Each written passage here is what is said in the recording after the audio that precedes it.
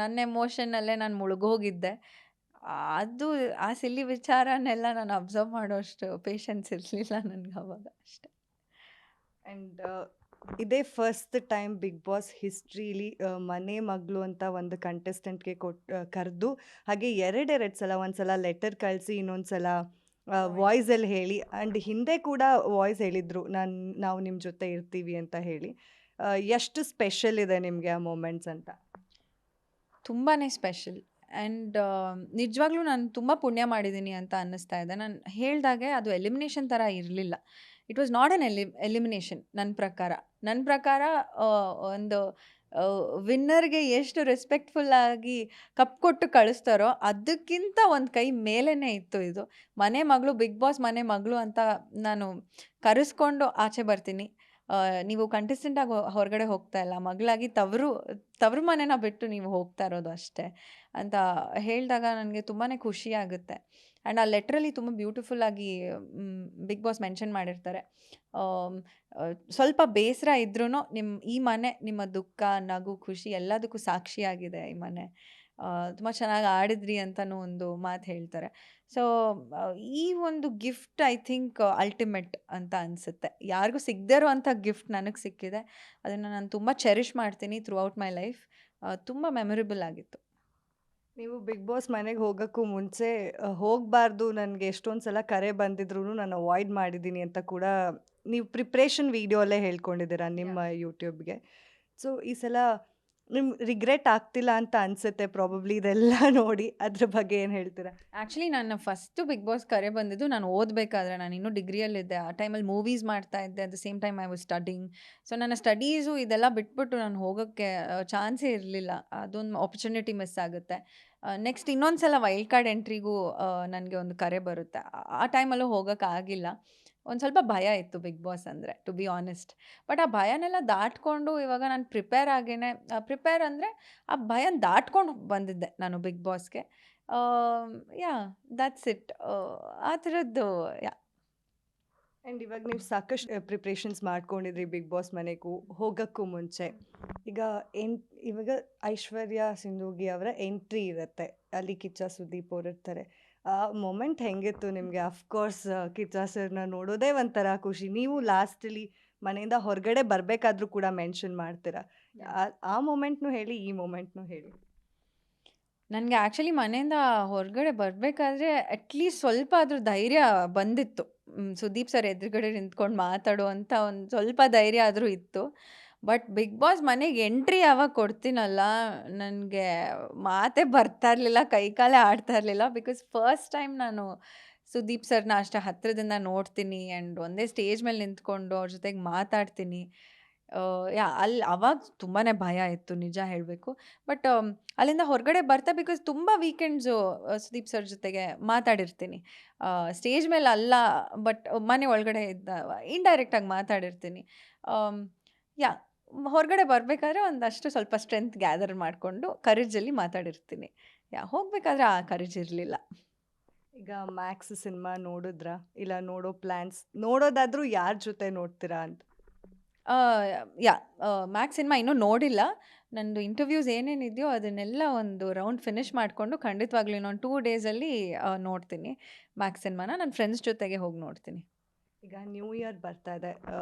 ನಿಮ್ಮ ಲೈಫಲ್ಲಿ ಈಗ ಆಲ್ಮೋಸ್ಟ್ ಇನ್ನೇನು ಮುಗೀತಾ ಬಂತು. ಡಿಸೆಂಬರ್ ಎಂಡಿಂಗಲ್ಲಿದ್ದೀವಿ, ನ್ಯೂ ಇಯರ್ ಸ್ಟಾರ್ಟಿಂಗ್. ಈಗ ಬಿಗ್ ಬಾಸ್ ಆದಮೇಲೆ ಮುಂದೆ ಏನು ಐಶ್ವರ್ಯ ಅವರು ಮತ್ತೆ ಸೀರಿಯಲ್ಸಲ್ಲಿ ಕಾಣಿಸ್ಕೊಳ್ತಾರಾ? ನಿಮಗೆ ಆದಂತಹ ಒಂದು ಫ್ಯಾನ್ ಬೇಸ್ ಇದೆ ಅಫ್ಕೋರ್ಸ್. ಸೊ ಬರೀ ಕನ್ನಡದಲ್ಲೇನಾ ಅಥವಾ ಫ್ಯೂಚರಲ್ಲಿ ಬೇರೆ ಬೇರೆ ಭಾಷೆಗಳಿಗೂ ಹಾರುವಂತಹ ಪ್ಲ್ಯಾನ್ಸ್ ಏನಾದರೂ ಇದೆಯಾ?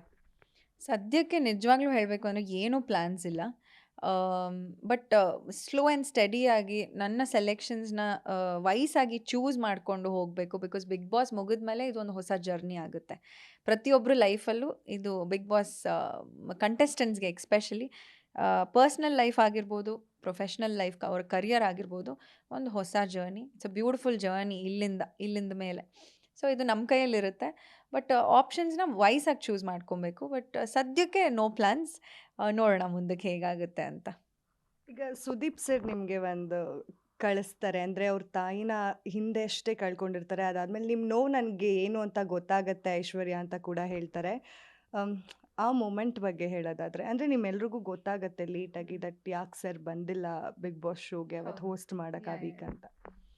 ಫಸ್ಟ್ ಆಫ್ ಆಲ್ ಸುದೀಪ್ ಸರ್ಗೆ ಹ್ಯಾಟ್ಸ್ ಆಫ್ ಹೇಳಬೇಕು. ಬಿಕಾಸ್ ತಾಯಿಯೇ ಎಲ್ರಿಗೂ ಒಂದು ಪ್ರಪಂಚ ಆಗಿರ್ತಾಳೆ. ಆ ತಾಯಿನೇ ಕಳ್ಕೊಂಡ್ಮೇಲೆ ಅವರು ಆ ಸ್ಟ್ರೆಂತ್ನ ಗ್ಯಾದರ್ ಮಾಡಿಕೊಂಡು ಸ್ಟೇಜ್ ಮೇಲೆ ನಿಂತ್ಕೊಂಡು ನಮ್ಮ ಪಂಚಾಯತಿನ ನಡೆಸೋ ಅಂಥ ಒಂದು ಇದೆಯಲ್ಲ, ಅದು ಹ್ಯಾಟ್ಸ್ ಆಫ್. ನಿಜವಾಗ್ಲೂ ಆ ಕರೇಜ್ಗೆ ಹ್ಯಾಟ್ಸ್ ಆಫ್, ಆ ಡೆಡಿಕೇಶನ್ಗೆ ಹ್ಯಾಟ್ಸ್ ಆಫ್. ತುಂಬ ಇನ್ಸ್ಪೈರ್ ಮಾಡಿದ್ದಾರೆ ನನಗೆ ಸುದೀಪ್ ಸರು ಆ ವಿಚಾರದಲ್ಲಿ.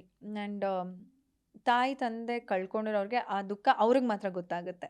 ಬೇರೆಯವ್ರಿಗೆ ಅದನ್ನು ಎಕ್ಸ್ಪೀರಿಯನ್ಸ್ ಮಾಡಿ ಅಂತ ಹೇಳೋದು ತಪ್ಪಾಗುತ್ತೆ. ಬಿಕಾಸ್ ಅದು ಗೊತ್ತಾಗಲ್ಲ, ಎಷ್ಟೇ ಎಕ್ಸ್ಪ್ರೆಸ್ ಮಾಡಿಕೊಂಡ್ರು ಅದು ಗೊತ್ತಾಗಲ್ಲ.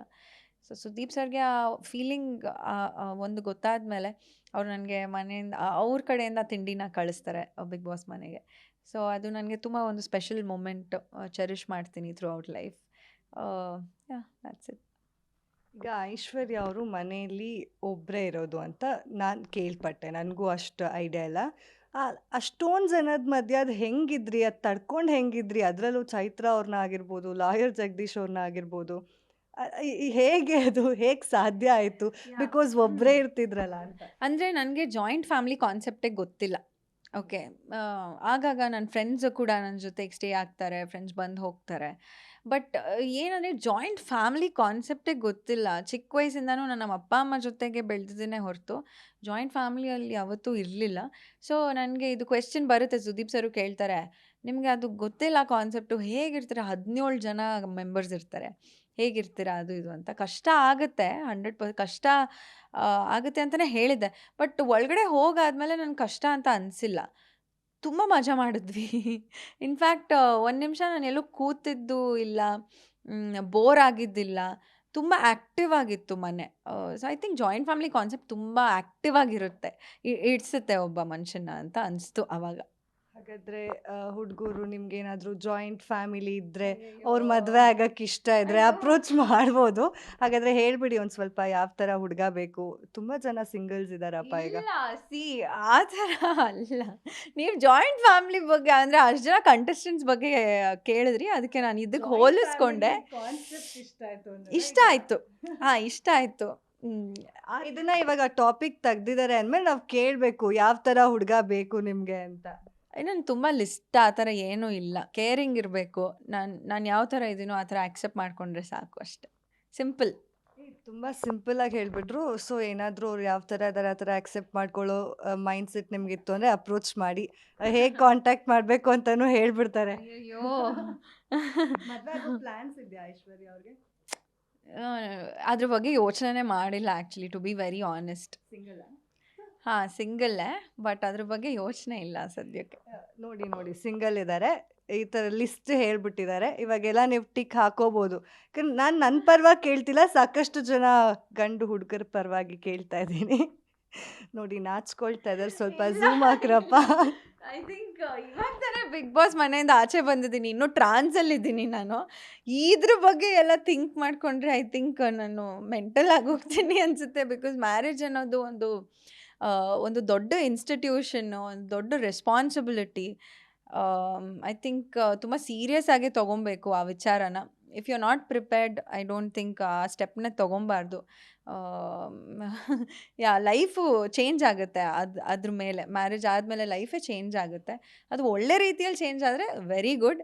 ಅದು ಬೇರೆ ಥರ ಹೋಗ್ಬಿಟ್ರೆ ಲೈಫ್ ಹಾಳಾಗೋಗ್ಬಿಡುತ್ತೆ. ಸೊ ಆ ಥರ ಬೇಡ. ಒಂದು ಸ್ವಲ್ಪ ಟೈಮ್ ತೊಗೊಂಡು ತುಂಬ ಯೋಚನೆ ಮಾಡಿ ತುಂಬ ಅರ್ಥ ಮಾಡಿಕೊಂಡು ಮದುವೆ ಆಗೋದು ವೆಲ್ ಆ್ಯಂಡ್ ಗುಡ್ ಅಂತ ಅನಿಸುತ್ತೆ, ಯಾರಿಗೇ ಆಗಿರಲಿ.